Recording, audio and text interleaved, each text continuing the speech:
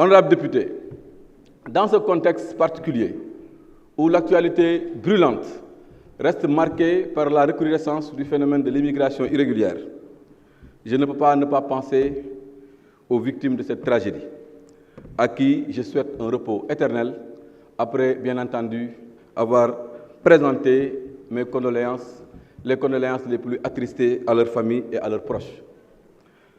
Honorables députés, avant de me soumettre à mon devoir républicain de répondre à chacune de vos questions, je voudrais avoir l'autorisation de profiter de votre tribune, cette tribune où siègent les dignes représentants du peuple que vous êtes, pour faire un appel vibrant et solennel à l'endroit de notre jeunesse, pour qu'ensemble, à partir d'aujourd'hui, que nous puissions prendre nos responsabilités, mais aussi prendre conscience du danger et des conséquences néfastes du phénomène de la migration irrégulière. Je voudrais, du haut de cette tribune de la représentation nationale, parler aux jeunes, leur dire que je suis d'accord avec eux, que les difficultés persistent. Je suis d'accord qu'il nous faut encore mobiliser davantage de ressources au profit du secteur jeunesse. Je suis d'accord qu'il nous faut encore et encore s'occuper d'eux. Il nous faut encore davantage de mécanismes capables de régler nos problèmes. Mais tout ceci ne nous donne nullement le droit d'abdiquer, le droit d'abandonner et le droit de quitter ce pays.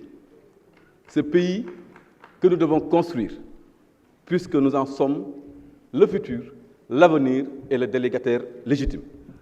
Alors, chers jeunes, continuons à faire confiance au gouvernement, continuons à faire confiance à l'État, continuons à faire confiance au président de la République et à son gouvernement avec Amadou Ba, le Premier ministre. Nous sommes conscients que l'État doit certes faire encore des efforts, mais acceptons et reconnaissons ces actions, les actions de l'État.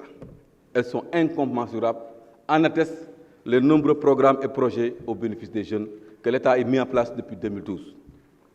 Je voudrais, en cet instant solennel, lancer un appel à tous les acteurs politiques notamment, les acteurs de l'opposition et de la société civile, mais aussi les acteurs du pouvoir, les guides religieux, les guides coutumiers et la société civile. Je pense que s'il y a un consensus fort qu'il faudrait avoir aujourd'hui, qu'il faudrait bâtir, c'est celui autour du phénomène de l'immigration irrégulière. Cette question, de mon point de vue, doit être abordée avec empathie, avec compassion et non pas avec passion. Cette question, nous devons l'aborder avec retenue, parce que ceux qui partent sont très souvent intoxiqués. Et dans ce contexte d'appel, parce qu'on a parlé de grande offensive, la grande offensive, c'est avant tout la vulgarisation des actions du président de la République, mais c'est avant tout la communication pour dire aux jeunes qu'ils ne doivent pas partir, parce qu'ils peuvent effectivement avoir des solutions chez eux. Dans ce contexte, comment ne pas rappeler ces conseils du Saint-Père évêque, Monseigneur Benjamin Ndiaye, qui dans son homélie prononcée à l'occasion de la journée mondiale de la jeunesse, qui cette année a coïncidé avec la fête patronale de l'église Christ, roi de l'univers de Diouroup, homélie prononcée dimanche passé. Écoutons Monseigneur Benjamin Ndiaye. Monseigneur disait à la jeunesse chrétienne, parce qu'il s'exprimait devant la jeunesse chrétienne, et son message, de mon point de vue, est destiné à toute la jeunesse du Sénégal. Sans confession, il disait avec l'espérance, nous ne faisons pas du kharial, en restant les bras croisés, quand il faut se ceindre les reins pour plus d'engagement et de témoignage dans la société. Avec l'espérance, disait le Monseigneur. Nous ne faisons pas non plus du tchalit, en cédant à la peur quand surviennent les difficultés. Avec l'espérance, nous ne cédons non plus, pas du tout, à la tentation de l'impatience, nous ne faisons pas du yakamti. Nous acceptons la progression à petits pas. Dans la vie, il faut accepter de commencer petit pour arriver à plus grand demain.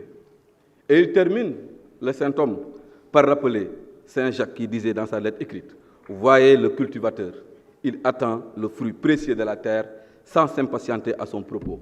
Tant qu'il n'a pas recueilli le fruit précoce et le fruit tardif, vous aussi, chers jeunes, prenez patience et j'en rajoute. Soyez joyeux dans l'espérance pour rappeler le thème des JMJ 2023. Je suis d'accord. Parler de patience dans ce contexte particulier où les jeunes sont intoxiqués, yombul. ndax su ma nee patience ñu bëgg gëmloo jeunes yi que dans nos maisons il y a encore des milliards qui dorment jeunes yi mënuñu déglu parce qu'il y a beaucoup d'intoxication. Je suis d'accord mënuñu wax xale yi patience leen su fekkee ne par ailleurs am na ñeneen ñoo xam ne suba ba ngoon dañuy gëmloo xale yi que il y a plus d'espoir dans ce pays, il faut quitter ce pays alors que ñoom seen bopp duñ fi quitter. Donc dama bëgg à partir d'aujourd'hui comme nous ñu defee 5 minutes de silence te député opposition proposé ko ñu am dayo bu toll noonu pour au moins di wax xale yi li nga xam ne mën nañ ko dégg mooy nañu toog seen réew nañ fi tekkee parce que effectivement il y a des solutions. Voilà le message que je voulais dire, voilà ce que disait Monseigneur